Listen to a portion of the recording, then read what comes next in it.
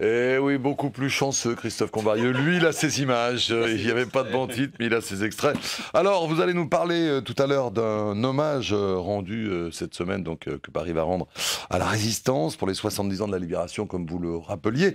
Mais pour commencer, sorti aujourd'hui d'un film qui prolonge en quelque sorte le débat sociétal et très sensible sur la GPA dont on a beaucoup parlé il y a quelques semaines. En effet, le débat qui ne faisait déjà pas l'unanimité, même au sein de la majorité, a été plus ou moins enterré depuis le mois de décembre dernier.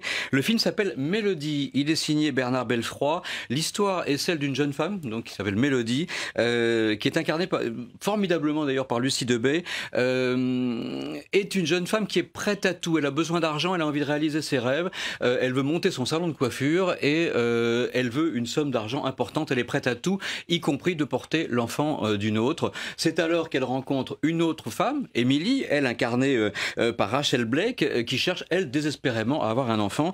C'est une rencontre qui va profondément les marquer parce qu'elles vont finalement découvrir toutes les deux sur le tard ce qu'implique réellement cet engagement. Voilà, c'est un sujet extrêmement polémique, qui suscite beaucoup de questions éthiques, morales.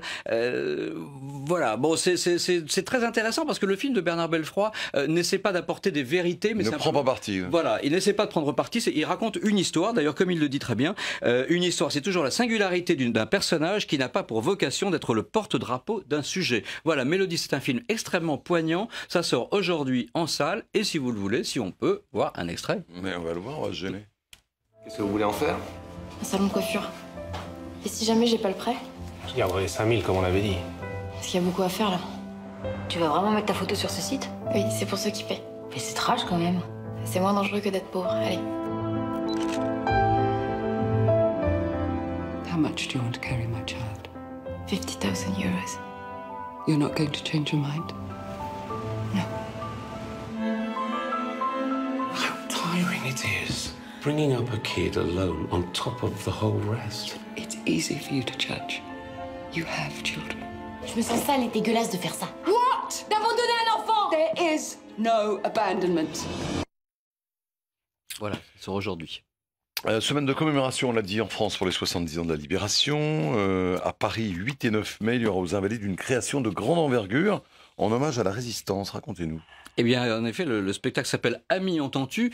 Les fameuses paroles, évidemment, du chant des partisans, qui porte également le nom de l'association donc qui est à l'origine de cette création, dont la mission première est quand même un travail de mémoire, particulièrement sur les jeunes générations. C'est une très grosse machine, une très grosse production avec des gros partenaires, formidables d'ailleurs, Radio France, l'INA, LCP, qui est parmi les partenaires, et aussi la participation bénévole, il faut le souligner, d'une quinzaine de personnalités, dont Jean Piat, Francis Huster, Jacques Weber, Robert Hossein, Michel Galabru, Thierry Frémont ou encore Bruno Solo. Un casting absolument extraordinaire, le tout parrainé par de grandes personnalités, le président de la République évidemment, et les ministères de la Défense, l'Éducation, la Ville et la Jeunesse. C'est une ode évidemment aux résistants, dans laquelle on suit un groupe de 16 jeunes du groupe Guy Moquet, et la radio française de Londres évidemment sera le pivot narratif, également le pivot scénique, parce que vous verrez, le décor sera une grande radio comme en 40 évidemment, pour refaire revivre les différentes opérations de la Résistance et dans cette période d'occupation. Voilà,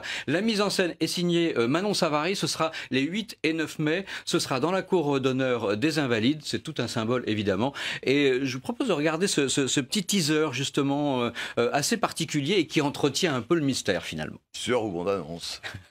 Veuillez écouter tout d'abord quelques messages personnels. Nous disons, le manchot lacère dans ses bras 2 fois. Le gigot est cuit. J'invite tous les Français qui veulent rester libres à m'écouter et à me suivre. Vive la France, libre, dans l'honneur et dans l'indépendance. 8 et 9 mai donc aux Invalides. Merci de nous avoir rendu visite ce matin. Merci à vous deux. Je vais vous libérer. C'est l'heure de l'interview politique. Je reçois Jean-Marie Le Guen, le secrétaire d'État en charge des relations avec le Parlement. Merci encore.